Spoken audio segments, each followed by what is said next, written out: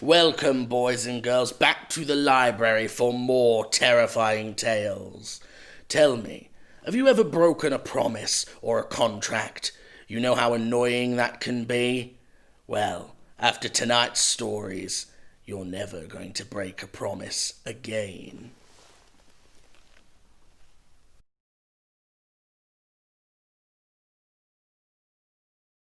Why, oh why, would it not go away?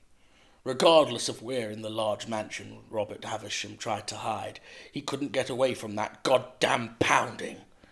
Somebody was hammering at the front door, pounding at it with evenly spaced periodic knocks. Outside, thunder crashed, and the downpour only intensified.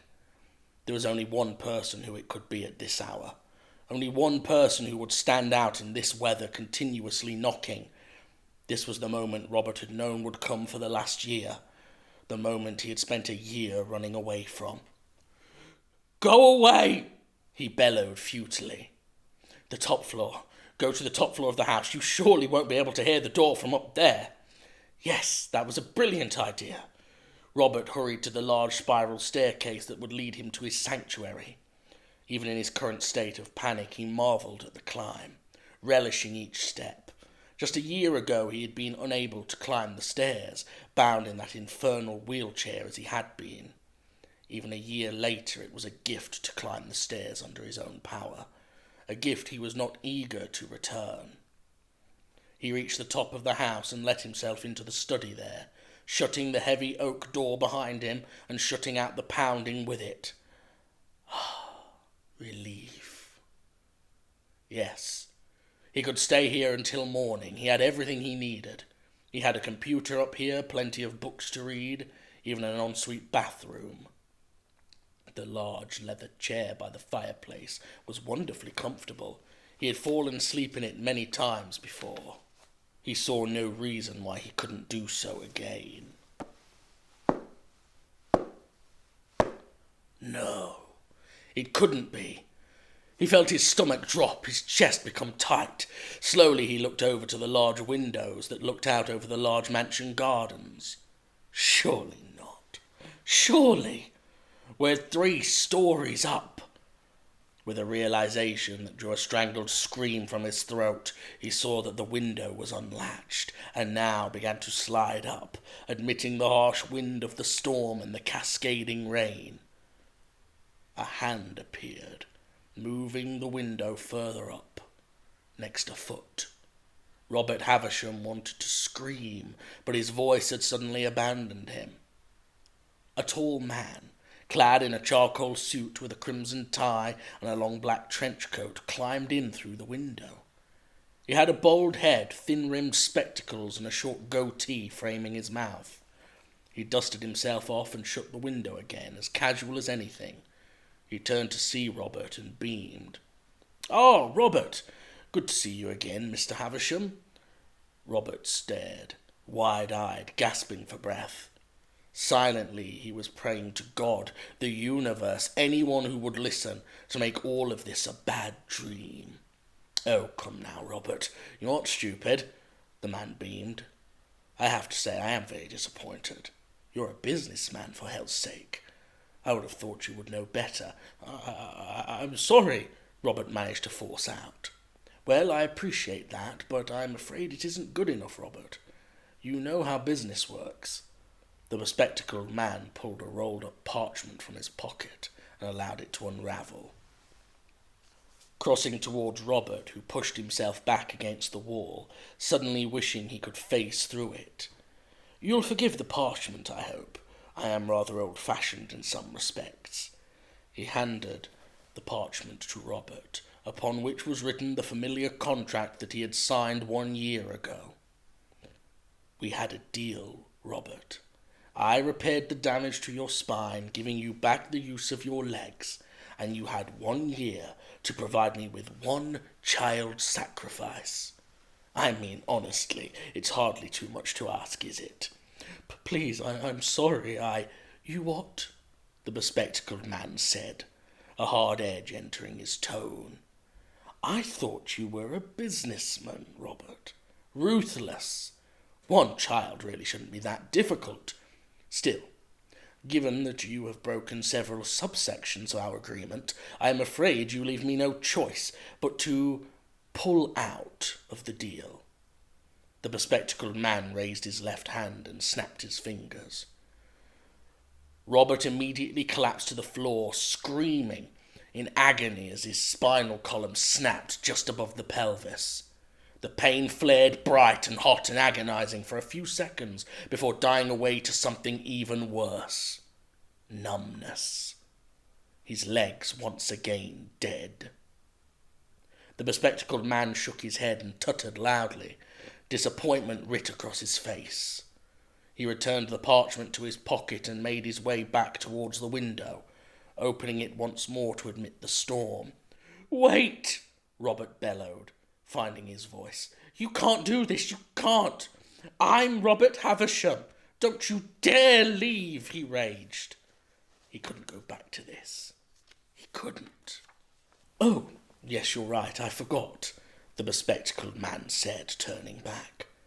He raised his left hand again. "I forgot about the interest."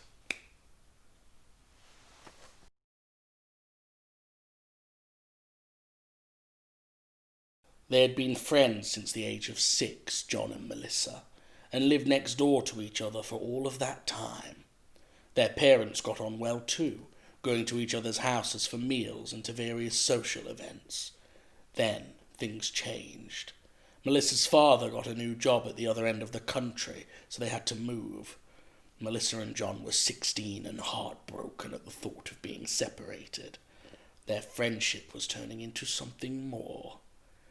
On the day of the move, they vowed to keep in touch and to visit each other as often as they possibly could. Holding hands, they parted with heavy hearts, but hopeful of their continued relationship. Initially, they spoke on the phone every day, planning when they would meet up again, but as time passed, contact became less frequent, at least from Melissa's side. She wouldn't answer his calls or was too busy to chat, but would be in touch soon. John accepted this to start with, but grew more and more hurt and angry when she failed to contact him at an agreed time. Then came the argument, born out of frustration and ending with a sentence that cut John dead. "I have a new boyfriend," she said, before hanging up in tears. He sat there, staring at his mobile for what seemed like hours. Had he heard right? His heart was saying she hadn't said it, but his head knew that she had. For days her words ran through him, cutting into him with their venom. He tried to ring her back, but she had blocked him, breaking the one bond they had left after the move. He just kept repeating to himself, "Why?" Nothing was important anymore. He just stayed in his room after meals. His parents were sympathetic, saying, "There's plenty more fish in the sea," but he didn't want any other fish. He wanted Melissa. The pain was just too much. As he stood on the edge of the railway bridge ready to jump, one thought ran through his head. "Melissa, I love you."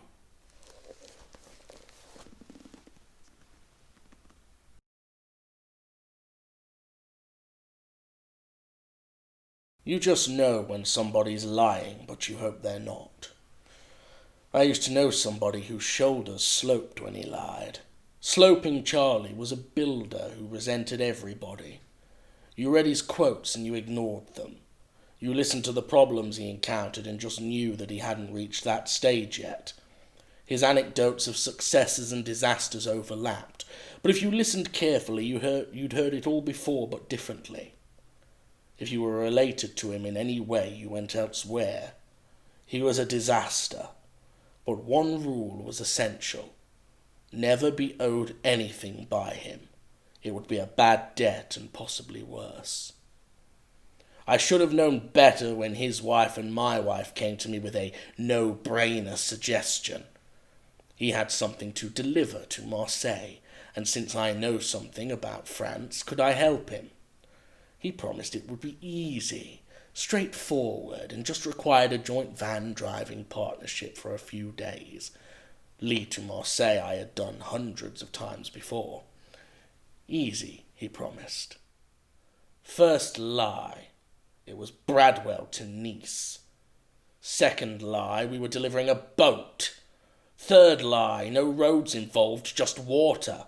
Fourth lie, find our own way home. Fifth lie, he owed it as a free favour to somebody. Sixth lie, a few days would take 3 weeks. Seventh lie, the boat wasn't moored at Bradwell. It was in someone's back garden over a mile from the water. Eighth problem, neither of us could drive the boat. Ninth problem was a street map of Portsmouth, which was useless. 10th problem, we had to drop off a suitcase in Lille. 11th problem, Sloping Charlie didn't know where his passport was. 12th problem, Border Control did. They'd confiscated and cancelled it 2 years earlier for drugs issues. I promised Sloping Charlie that I would collect him at 6 a.m. from his house in Malden on Saturday, 2nd of June. However, I took my family on holiday to a Puerto in Portugal on Thursday, 31st of May, and tore up Charlie's quote to convert my loft.